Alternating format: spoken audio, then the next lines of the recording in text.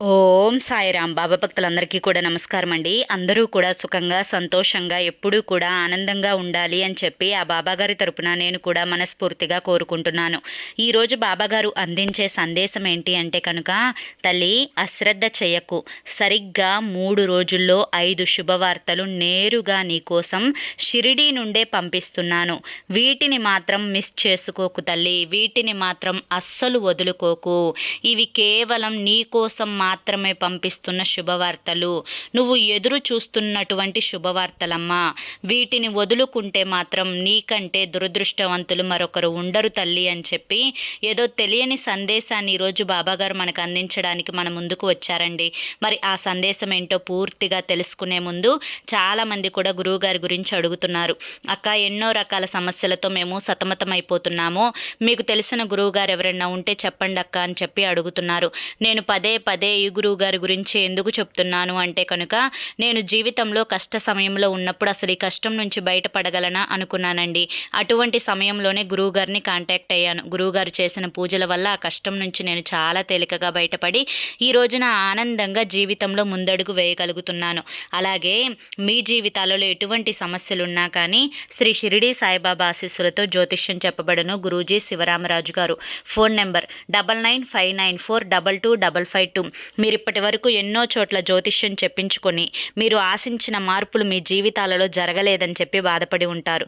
కానీ ఇక్కడ అస్సలు అలా జరగదండి.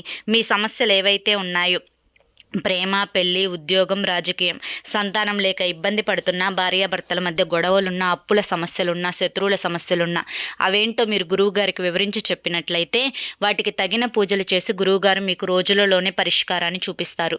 గురువుగారు చెప్పింది చెప్పినట్లు 100కు 1000% జరుగుతుంది. నమ్మకంతో కాంటాక్ట్ అవ్వండి. ఇక ఆలస్యం చేయకుండా బాబాగారి యొక్క సందేశం ఏంటో ఇప్పుడు మనం తెలుసుకుందాం. బిడ్డ, జీవితంలో ప్రతిరోజు కూడా ఎన్నో రకాల సమస్యలు, బాధలు నిన్ను చుట్టుముట్టి నిన్ను వెంటాడి వేధిస్తూ ఉన్నాయి.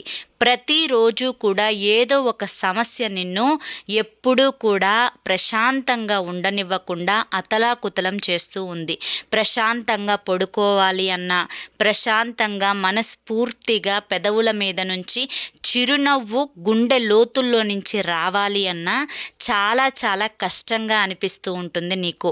అయితే వీటన్నింటికీ కూడా కారణం నీకున్న సమస్యలు, నీకున్న బాధలు, ఈ కష్టాలు. ఈ బాధలు, కష్టాలు, సమస్యలు అన్నీ కూడా నీ జీవితంలో నుంచి పూర్తిగా పోవాలి అంటే నీ జీవితంలో నువ్వు ఎదురు చూస్తున్నటువంటి ఒక్కొక్క శుభవార్త అనేది అడుగు పెడుతూ ఉండాలి.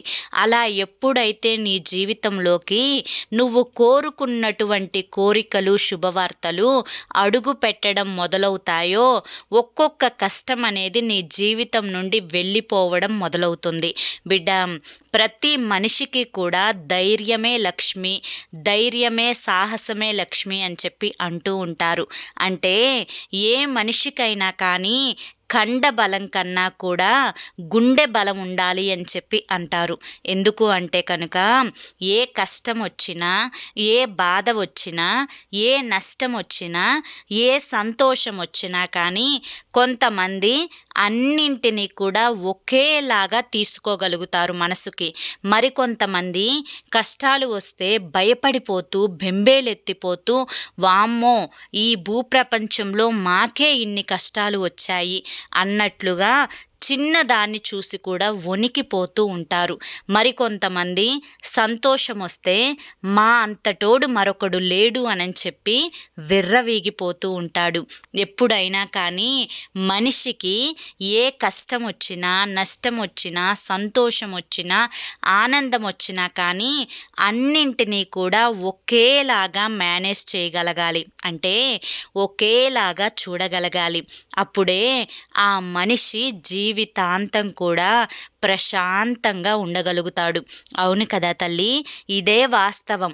ఎందుకంటే భూమి మీద పుట్టిన ప్రతి మనిషికి కూడా ఆఖరికి నువ్వు ఎంతో ధనవంతుడు అని చెప్పి అనుకుంటూ ఉంటావే అంబానీ, అటువంటి అంబానీకైనా కానీ కష్టాలనేవి తప్పవు తల్లి. ఎవరికుండే కష్టం వాళ్ళకి ఉంటూ ఉంటుంది, ఎవరికుండే సమస్య వారిని పట్టి పీడిస్తూ ఉంటుంది. ఈ భూమి మీద ఏ కష్టం లేని వాళ్ళు లేరు, ఏ బాధలు లేని వాళ్ళు లేరు.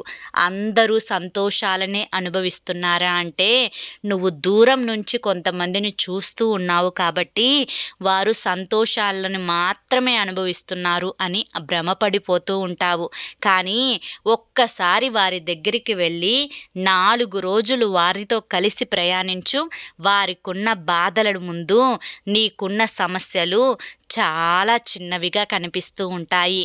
అన్నీ ఉన్నోడికి అనారోగ్య సమస్యలుంటాయి, ఏమీ లేనోడికి డబ్బు అనేది ఉండదు, ఆరోగ్యం అంతా బాగున్నోడికి తినటానికి తిండి ఉండదు.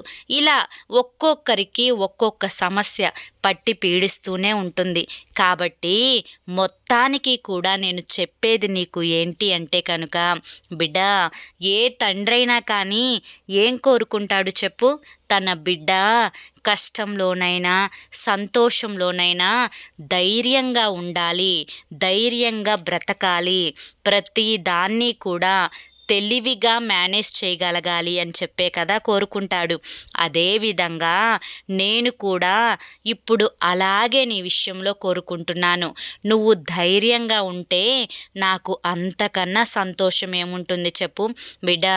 అయితే ఇకపై నాకు నువ్వు ఒక మాటనివ్వాలి. ఏంటి అంటే కనుక, ఏ కష్టం వచ్చినా, ఏ నష్టం వచ్చినా, ఏ దుఃఖం వచ్చినా ప్రతి పరిస్థితిని కూడా ఒకేలాగా మేనేజ్ చేయగలుగుతాను అని చెప్పి.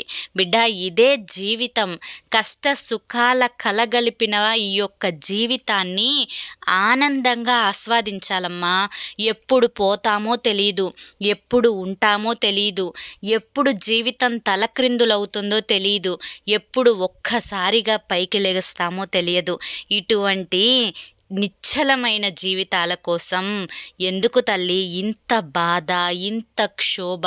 క్షణక్షణం ఆనందిస్తూ, క్షణక్షణం జీవితాన్ని ఎంజాయ్ చేస్తూ బ్రతికే వాళ్ళదే అసలైన జీవితం.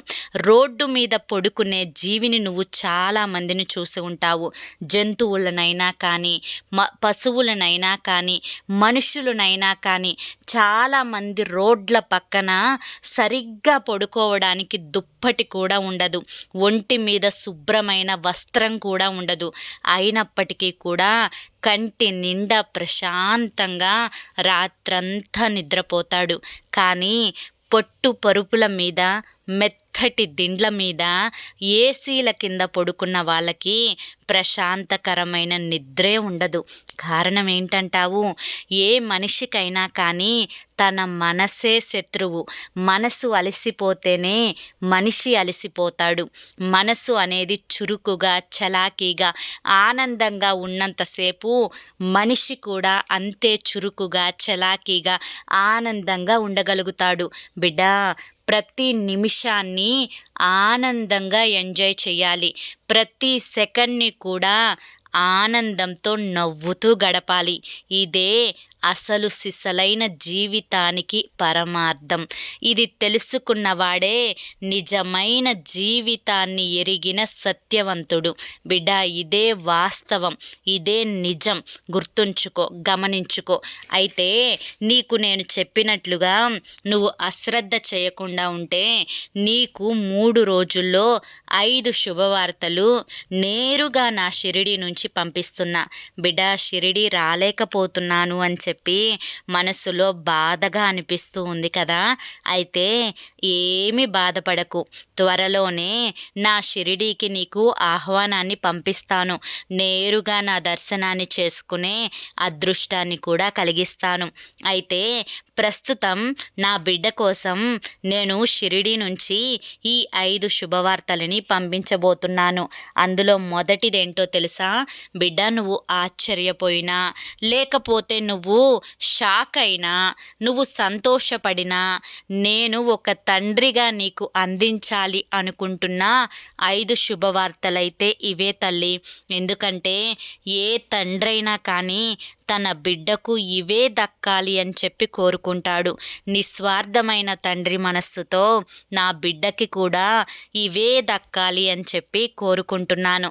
అందులో మొదటి శుభవార్త ఏంటో తెలుసా? ఆరోగ్యం. అవును తల్లి, నీకు గొప్ప ఆరోగ్యాన్ని ప్రసాదించాలి అని చెప్పి ఆశీర్వదిస్తున్నాను. ఎందుకంటే ఆరోగ్యమే మహాభాగ్యం. కొన్ని కోట్లున్నా కానీ కొన్ని రకాలైన అనారోగ్య సమస్యలకు ఈ భూమి మీద వైద్యం అనేదే ఉండదు. అటువంటి వైద్యం లేని అనారోగ్య సమస్యలతో ఎంతోమంది వారి జీవితాన్ని చాలించిన వాళ్ళు ఉన్నారు.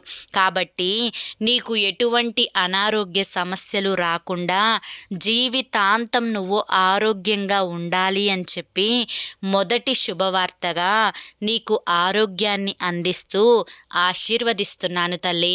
ఇది నీ జీవితంలో మొదటి శుభవార్త. ఇక రెండవ శుభవార్త, నువ్వు ఎదురు చూసేదే, నువ్వు కోరుకునేదే, ఎప్పుడు కూడా నీ దగ్గర ఉండాలి అనుకునేదే, నీకు దక్కాలి అని చెప్పి నువ్వు అనుకునేదే. ఏంటో చెప్పుకో? ధనం, డబ్బు. అవును తల్లి, ఎన్నో సమస్యలు తీర్చుకోవడానికి, ఎన్నో కోరికలు నెరవేర్చుకోవడానికి, ఎన్నో అవసరాలు గడుపుకోవడానికి ప్రతి మనిషికి కూడా ధనం చాలా అవసరం. ఆ ధనంతోనే చాలా పనులు జరుగుతాయి, చాలా పనులు ముందుకు వెళ్తాయి. ఈ ధనం లేకపోతే ఎన్నో పనులు ఆగిపోతాయి. నువ్వు చేసే ప్రతి పనిలో కూడా బాగా కలిసి రావాలి అని చెప్పి, నువ్వు చేస్తున్న పనుల యందు 3 పువ్వులు 6 కాయలుగా ధనం రావాలి అని చెప్పి, నీకు ధనం అనేది ఎల్లప్పుడూ కూడా నీ ఇంట స్థిర నివాసం ఉండాలి అని చెప్పి రెండవ శుభవార్తగా నీకు ధనాన్ని పంపిస్తున్నాను. ఇక మూడవ శుభవార్తగా, ఇది కూడా నువ్వు కోరుకునేదే, ఎప్పుడు కూడా ఎల్లప్పుడూ కూడా నీతో ఉండాలి అని చెప్పి నువ్వు ఆశపడేదే. ఏంటో చెప్పుకో? అది సంతోషం. అవును తల్లి, ఏ మనిషి అయినా కానీ సంతోషంగా ఉండాలి, ఆనందంగా ఉండాలి అని చెప్పి కోరుకుంటాడు. అదే సంతోషాన్ని నీ జీవితంలో కూడా పూర్తిగా నింపాలి అన్న ఉద్దేశంతో మూడవ శుభవార్తగా నేను నీకు సంతోషాన్ని పంపిస్తున్నాను. నా బిడ్డ సంతోషంగా నిండు నూరేళ్ళు ఆనందంగా ఉండాలి. ఇదే ఈ తండ్రి కోరిక తల్లి. ఇక 4వ శుభవార్త, నీ భర్తలో మార్పు. ఎన్నో రకాల చెడు వ్యసనాలకు వ్యసనపరుడై నీ మాట పెడచెవిన పెట్టి తనకు నచ్చిన విధంగానే ప్రవర్తిస్తున్న నీ భర్తలో మార్పు రావాలి అని చెప్పి ఎన్నో సంవత్సరాలుగా ఎదురు చూస్తూ ఉన్నావు. అయితే ఇంకొంతకాలం ఓర్పు పట్టావు అంటే కనుక నీ భర్తలో తప్పకుండా నువ్వు కోరిన మార్పు అనేది వస్తుంది. బిడ్డ, ఇది జరిగి తీరుతుంది తల్లి. నీ భర్తలో మార్పు అనేది ఖచ్చితంగా వస్తుంది, గుర్తుంచుకో. ఇది 4వ శుభవార్త. ఇక 5వ శుభవార్త ఏంటి అంటే కనుక, నీలో ఉండే చురుకుతనం ఎప్పుడూ కూడా ఎల్లప్పుడూ కూడా అలాగే ఉండాలి. ప్రతి మనిషి కూడా నేను చాలా చురుకుగా ఉండాలి, నేను చాలా హుషారుగా పనులు చేసుకోవాలి, చకచకమని చెప్పి ఆరోగ్యంగా ఉండాలి అని చెప్పి కోరుకుంటాడు. అదేవిధంగా నువ్వు ఈ మధ్య కొన్ని కారణాల వల్ల సోమరితనంగా, కొన్ని అనారోగ్య సమస్యల వల్ల నీరసంగా, ఏదో కోల్పోయినట్లుగా బాధగా ఉంటూ ఉన్నావు. నీలో చురుకుతనం అనేదే లేకుండా పోతుంది. నా బిడ్డ ఇలా ఉంటే నేను చూడలేకపోతున్నానమ్మా. కనుక నీలో చురుకుతనం రావాలి అని ఆశీర్వదిస్తూ 5వ శుభవార్తగా చురుకుతనాన్ని నీకు ప్రసాదిస్తున్నాను తల్లి. ఈ 5 శుభవార్తలు కూడా నేరుగా నేను నీకు షిరిడి నుంచి పంపిస్తున్నాను. బిడ్డ, ఇక నుంచైనా కానీ ఈ 5 శుభవార్తలను స్వీకరించి ఆనందంగా ఉండే ప్రయత్నం చెయ్యి. అంతా కూడా శుభం జరుగుతుంది అని చెప్పి ఈరోజు బాబాగారు మనకి చాలా చక్కటి సందేశాన్ని అందించారండి. మరి ఈ సందేశంలో ఎంతో గొప్ప ఆంతర్యం ఉంది, ఎంతో గొప్ప అర్థం ఉంది. మరి ఈ సందేశం మీ అందరికీ కూడా నచ్చింది, అర్థమైంది అని చెప్పి అనుకుంటున్నాను. మరి నచ్చింది, అర్థమైంది అని చెప్పి మీకు అనిపిస్తే ఈ వీడియోకి ఒక లైక్ ఇవ్వండి. మీరు ఇచ్చే లైక్ వల్ల మరి కొంతమంది బాబా భక్తులకు వీడియో అనేది రీచ్ అవుతుంది. మొదటిసారి మన సాయి పిలుపు ఛానల్లోకి వచ్చినట్లయితే మన ఛానల్ని సబ్స్క్రైబ్ చేసుకుని సపోర్ట్ చేయండి. రేపు మరొక మంచి వీడియోతోటి మళ్ళీ కలుసుకుందాం. అంతవరకు కూడా బాబా ఆశీస్సులు మీపై ఉండాలి అని చెప్పి మనస్ఫూర్తిగా కోరుకుంటూ సర్వేజన సుఖినో భవంతు. ఓం సాయిరామ్.